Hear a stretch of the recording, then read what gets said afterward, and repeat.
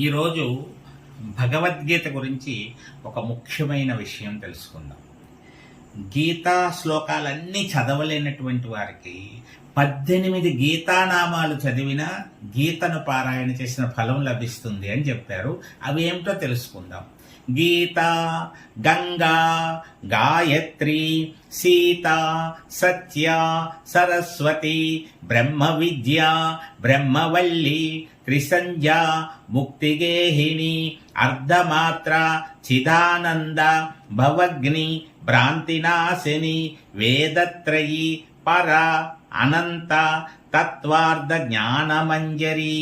ఇచ్యేతాని జపే నిత్యం నరో నిశ్చల మానస. జ్ఞానసిద్ధిం లభేత్ శీఘ్రం తదాంతే పరమం పదం.